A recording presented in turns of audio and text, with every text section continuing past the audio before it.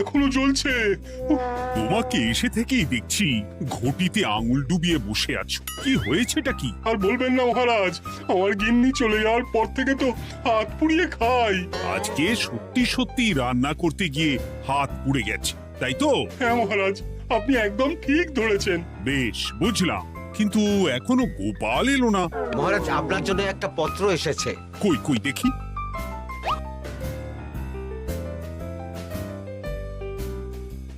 ঠিক আছে, তুমি এখন এসো। কিসের পত্র মহারাজ? দাঁড়াও, আগে গোপাল আসুক, তারপর বলছি। এই তো চলে এসেছি মহারাজ। দেখুন, আজকেও দেরি। আপনি কিছু গোপালকে বলেন না বলে লাই পেয়ে পেয়ে গোপাল আপনার মাথার উপরে উঠে গেছে। আমার নাম কি চুল নাকি যে মাথার উপরে উঠবো? আপনিও পারেন বটে। আমার নিজেরটাকেই চুল নেই। বাদ দাও, শোনো, আমি একটা নিমন্ত্রণ পত্র পেয়েছি। পাহাড়পুর রাজ্যের জমিদার বল্লভ নারায়ণ আমাকে নিমন্ত্রণ করেছেন। এ তো বেশ সুসংবাদ মহারাজ। পাহাড়পুর অপূর্ব সুন্দর রাজ্য, আপনি ঘুরে আসুন মহারাজ। না না না না না, আমি একা যাব না, তোমাকেও যে যেতে হবে। আজ বিকেলেই বেরোবো, তুমি জামা কাপড় গুছিয়ে রেখো। এ আমার পরম সৌভাগ্য মহারাজ। এ কি মহারাজ, গোপাল কেন যাবে? আমি কি দোষ করেছি? আমাকেও নিয়ে চলুন। না না না, তুমি রাজ্যের মন্ত্রী, আমি বেশ কিছুদিন থাকবো না, তাই রাজ্যটা তোমাকেই সামলাতে হবে। আচ্ছা আচ্ছা, আপনি তো রানীমাকেও নিয়ে যেতে পারতেন। আমি কোথায় কাকে নিয়ে যাব সেটা আমার একান্তই ব্যক্তিগত ব্যাপার। তুমি বেশি বোঝাতে এসো না মন্ত্রী। বেশ।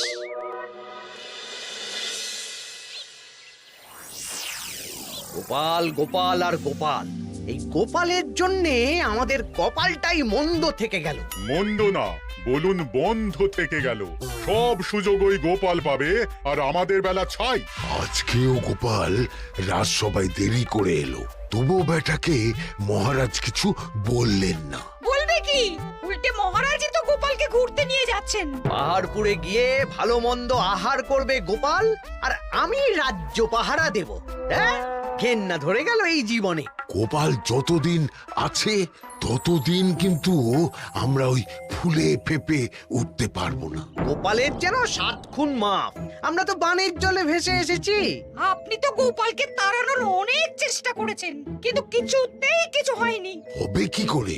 গোপালের একে ওই ক্ষুরোধার বুদ্ধি, তারপর মহারাজের উপর অগাধ বিশ্বাস, দুটো মিলেমিশে এক হয়ে গেছে। মাঝে মাঝে তো মনে হয় বেটাকে মেরেই ফেলি। আমার দু চক্ষের বিষ।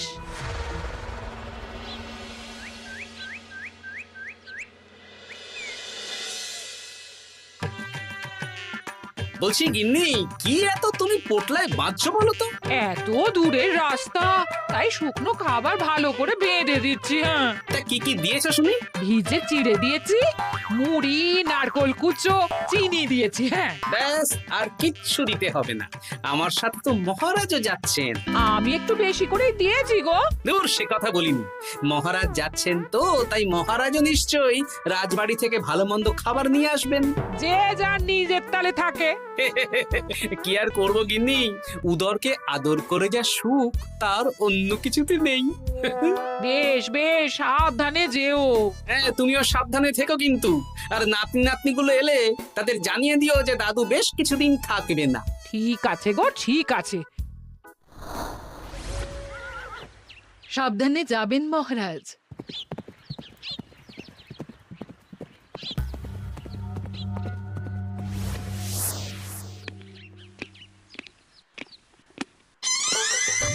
তুমি হুটহাট করে কোথায় চলে যাও বলো তো? আমি বিকেলে তোমার জন্য মুচমুচে বেগুনি ভেজেছি। সে ঠিক আছে, কিন্তু তোমাকে এখন রান্নাঘরে থাকলে হবে না গিন্নি। ও মা, রাতের খাবার কে করবে শুনি? আমি তো এখন একটু একটু রান্না শিখে গেছি। এখন তোমাকে অন্য কাজ করতে হবে। কি কাজ? শোনো, বুঝতে পেরেছো তো? একদম জলের মতো পরিষ্কার বুঝে গেছি। তাহলে আর দেরি না করে যাও।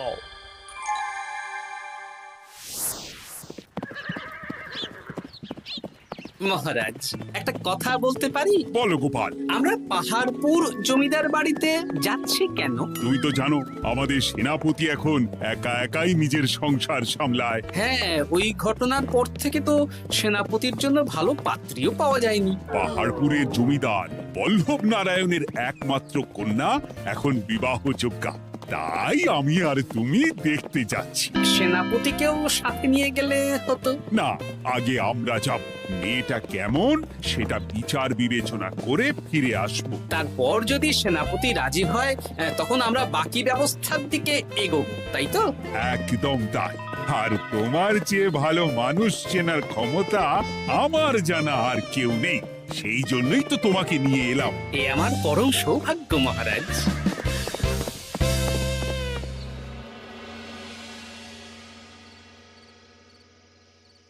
প্রণাম রানীমা। আরে মন্ত্রী গিন্নি যে, বলো বলো। এই কিছু বেগুনি ভেজেছি, তাই আপনার জন্য নিয়ে এলাম রানীমা। সরলা, তুমি ওটা রান্নাঘরে নিয়ে যাও। আচ্ছা রানীমা। মা, এই গয়নাটা পরে কি সুন্দর লাগছে আপনাকে। নতুন নিলেন? না না, বছরখানেক আগে বিবাহ বার্ষিকীতে মহারাজ গড়িয়ে দিয়েছিলেন। একটা কথা বলবো রানীমা? বলো না, কি বলবে? আমার মনে হয় আপনাকে আমাদের মহারাজ না আর আগের মতন ভালোবাসেন না। এই কি কথা বলছো তুমি? খোলা চোখে যা মনে হয় তাই বলেছে রানীমা।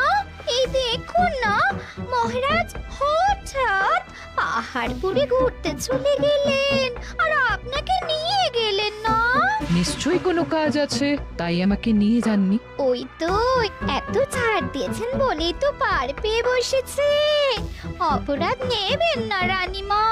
মহারাজ সব ব্যাপারে শুধু গোপাল আর গোপাল, কিন্তু বাড়িতে যে আপনিও আছেন সেটা মহারাজ খেয়ালই করেন না। আসলে গোপালকে মহারাজ খুবই স্নেহ করেন তো। আপনি আগে না গোপাল আগে? পাহাড়পুর তো এত সুন্দর জায়গা, চারিদিকে পাহাড়, পাহাড় থেকে নেমে আসছে নদী। ভাবুন আপনাকে মহারাজ নিয়ে যেতেন যদি। সত্যি তো, আমাকে তো মহারাজ নিয়ে গেলেন না। নিয়ে যাবেই বা কেন? আপনাকে তো আর মহারাজ আগের মতো ভালোই বাসেন না। সব ধ্যান জ্ঞান এখন শুধু গোপাল। হ্যাঁ, সত্যি তো, আমি তো এটা ভেবেও দেখিনি কখনো। গোপালই আপনার কপাল পুড়িয়েছে। আসছে রানীমা।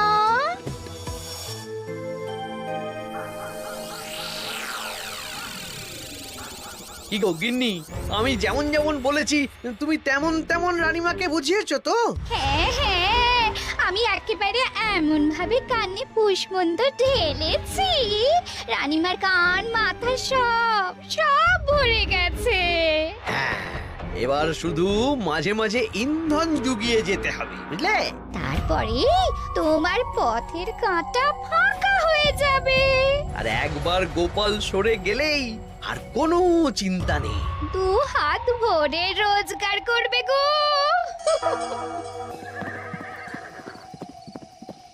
কি কেমন লাগছে যাত্রা? বেশ ভালোই মহারাজ।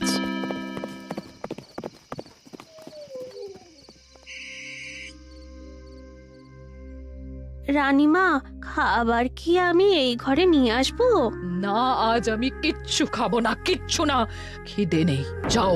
এ কি রানীমা, আপনি তো সেই দুপুরের পর কিছুই খাননি। তোমাকে একবার কিছু বললে তুমি বুঝতে পারো না? বলেছি তো আমার খিদে নেই, আমাকে বিরক্ত করো না, যাও।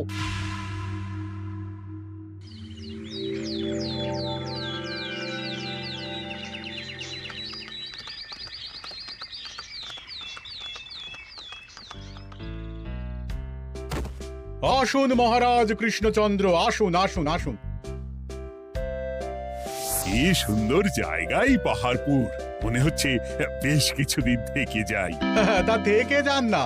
এখন যে কাজে এসেছি সেটা আগে করে নি, তারপর যদি সব ঠিকঠাক তখন তো আবার আসতে হবে। তাও ঠিক। এই বিমলা মা, এদিকে আয়। এই নিন কমলা লেবু শরবত। বেশ সুন্দরী দেখতে মহারাজ। নিজের মেয়ে বলে বলছি না, বিমলা সব কাজ নিজের হাতে করে। বাড়িতে পাঁচটা দাস দাসী আছে, তাদের কাজই করতে দেয় না। বাহ বাহ বাহ, ভালোই তো। আপনার মেয়েকে তো বেশ লক্ষ্মীমন্ত দেখতে।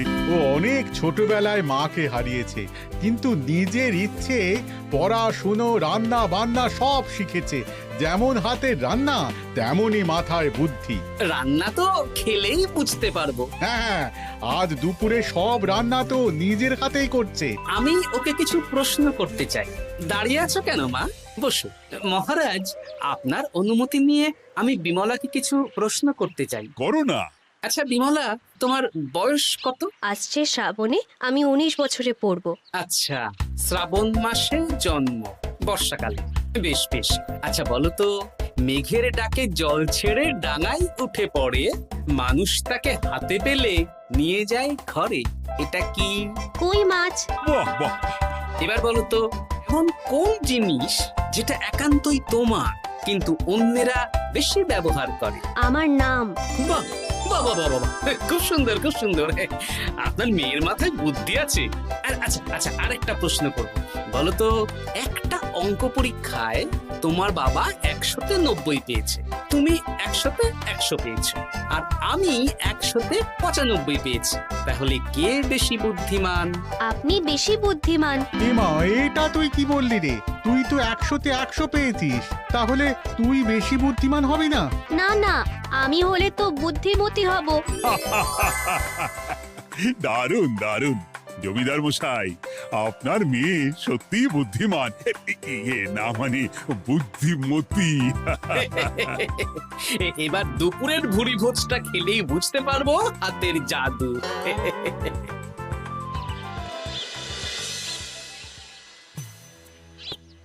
রানীমা, বেলা হয়ে গেছে, এভাবে না খেয়ে থাকবেন না, আপনার শরীর খারাপ করবে। তোমাদের মহারাজ আসুক, তারপরে খাবো। যতদূর জানি মহারাজ আগামীকাল সকালে ফিরবেন। বেশ, আমাকে একটু শরবত করে এনে দাও, আর কিছু খাবো না। আচ্ছা রানীমা। বুঝলি, আজ পুকুর ঘাটে গিয়ে যা শুনলাম না। কি শুনলে? রানীমা গতকাল বিকেল থেকে কিচ্ছু খাচ্ছেন না, মহারাজের ওপর রাগ করে। এখন রানীমার রাগ, এরপর ভাগ গোপাল ভাগ।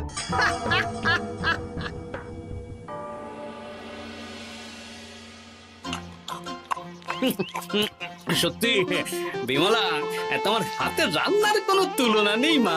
আমাদের সেনাপতি তাহলে আর হাত পুড়িয়ে রান্না করবে না বলছো? সে যদি কর্তাগিন্নিতে রাগারাগি হয় তখন।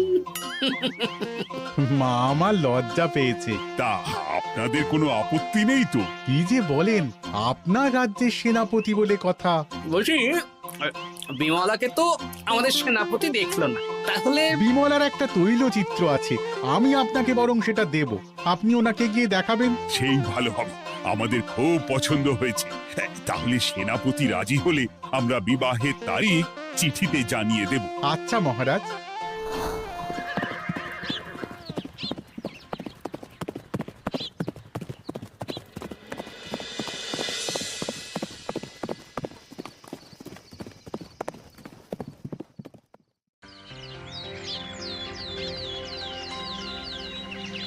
মহারাজ, আমি তাহলে আসি।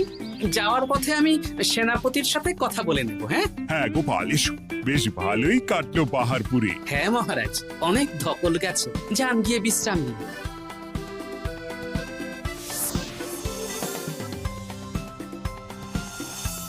কি সেনাপতি, পছন্দ তো?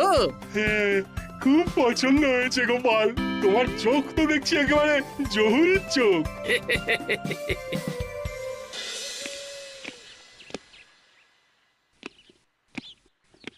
চিরটা কাল আপনি ওই গোপাল গোপাল করে কাটিয়ে দিন।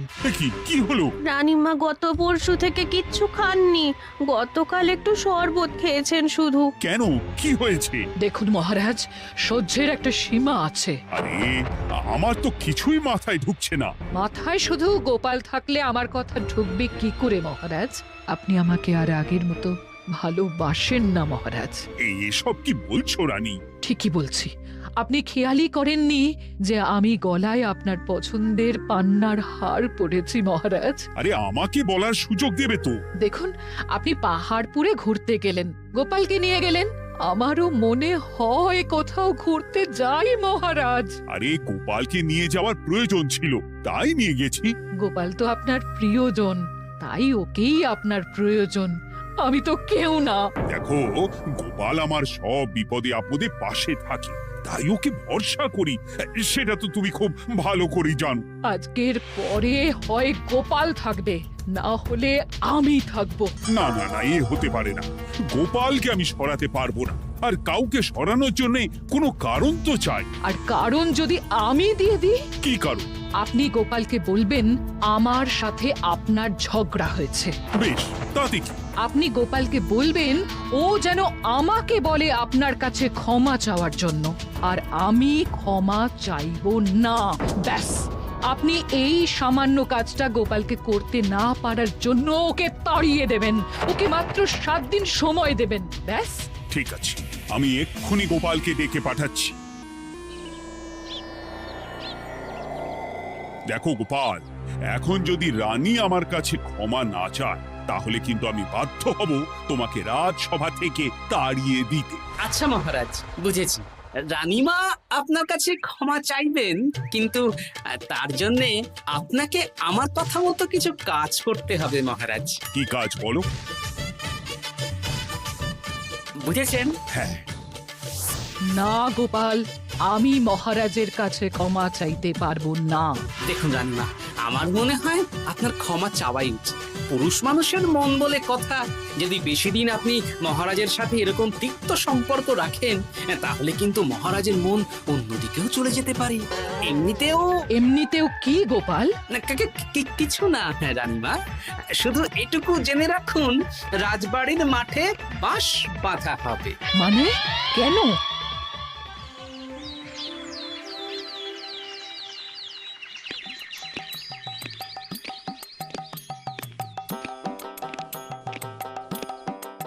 আসতে পারি মহারাজ? হ্যাঁ, এসো এসো।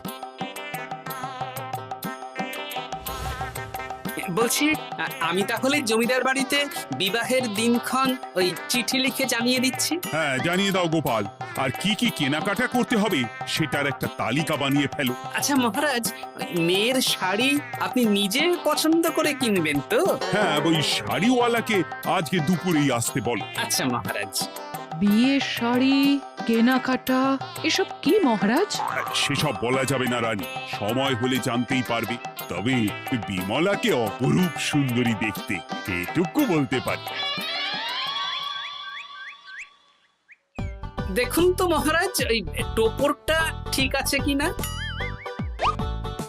একদম ঠিক আছে, খুব সুন্দর। শাড়িওয়ালা এক্ষুনি আসছে। আসছি মহারাজ। এসো এসো। কার জন্য শাড়ি লাগবে মহারাজ? রানীমার জন্য? না না, বিমলার জন্যে। বিমলাকে? এক অপরূপা তরুণী, বুদ্ধিমতীও আছে, ধীর স্থির, ঝগড়া করে না। বেশ, অনেক হয়েছে মহারাজ। দোহাই আপনার, আপনি দ্বিতীয় বিয়ে করবেন না। আমি ক্ষমা চাইছি। কি বলছো রানী? আমি বুঝতে পেরেছি, আমি আপনাকে গোপালের নামে 2-4 কথা শুনিয়েছি বলে আপনি বিয়ে করতে চলেছেন। আমি আর রাগারাগি করব না, আমাকে ক্ষমা করুন। ব্যাস, রানীমা ক্ষমা চেয়ে নিয়েছেন, মানে আমার চাকরিটা থাকছে। হ্যাঁ গোপাল, হ্যাঁ, দোহাই তোমার, মহারাজকে বিপথে চালিত করো না। আরে দূর, আমি বিয়ে করছি নাকি? বিয়ে তো হবে সেনাপতির। ওর জন্যই তো পাত্রী দেখতে পাহাড়পুরে গেছিলাম, গোপাল আর আমি। তার মানে মন্ত্রীর বউ আমাকে ভুল বোঝালো? আবার মন্ত্রীর কোনো ষড়যন্ত্র হবে, ওকে না নিয়ে গিয়ে গোপালকে নিয়ে গেলাম বলে। সেনাপতির বিয়ের আগেই আপনি মন্ত্রী মশাইকে ধোলাইটা দিয়ে দিন। ঠিক বলেছ রানী, তুমি বরং শাড়ি পছন্দ করো, আর আমি চললাম মন্ত্রীকে ধোলাই দিতে।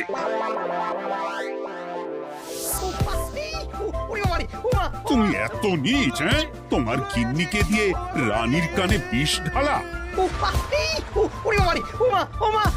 ভুল হয়ে গেছে, ক্ষমা করে দিন। এখন মন্ত্রীমশাই ভ্যাঁ করছেন, কদিন পরে সেনাপতির বিয়েতে প্যাঁ হবে ছাদনা তলায়।